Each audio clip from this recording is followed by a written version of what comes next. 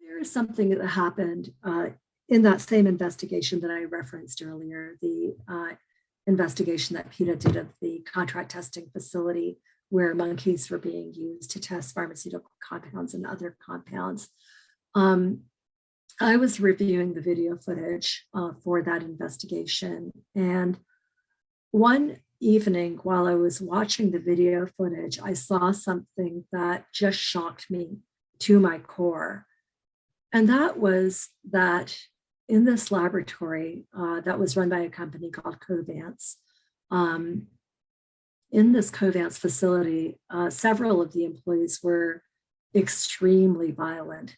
So it wasn't just the regular violence of experimentation or laboratory confinement. It was beyond that, that some of these technicians would actually beat the animals. You know, they would slap the monkeys, shake them violently, yell at them, throw them into their cages, just all manner of violent abuse. And the monkeys had bruises on their bodies from this abuse.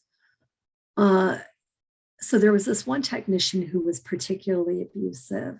And in the video footage, you can see him holding a monkey.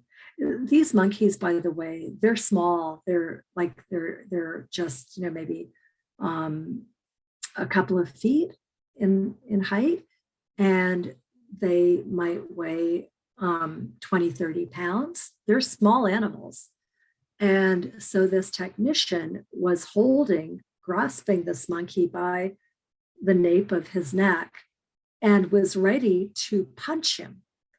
And the technician was standing with the monkey very close to a cage in which there was another monkey. And that monkey, you know, remember, small animal, she was stretching out her arm and she's grasping the lab coat of the technician, trying to stop him from hurting this other monkey.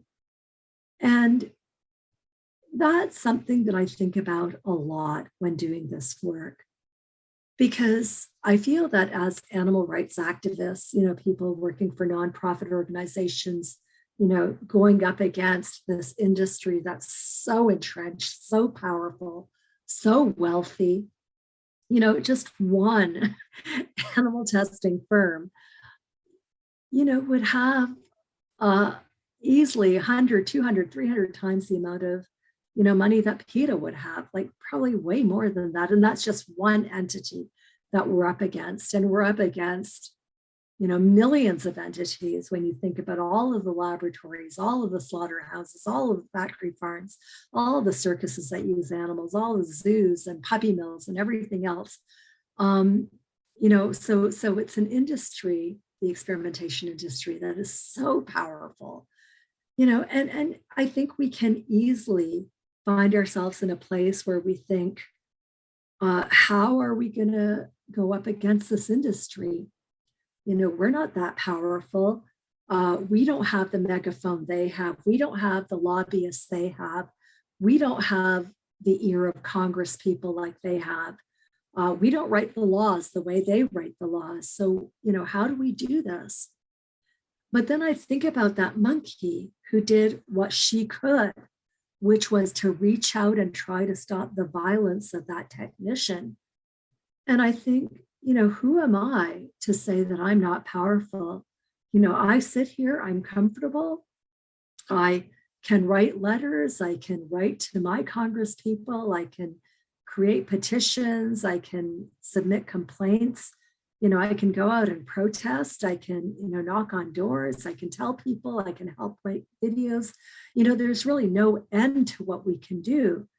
And so I think that by recognizing the vulnerability of the animals who are imprisoned in the laboratories, who are being tormented, who are being killed, recognize their vulnerability, and then recognize how much power we have, you know, just for the fact that we can articulate ourselves in a language that the rest of the society understands.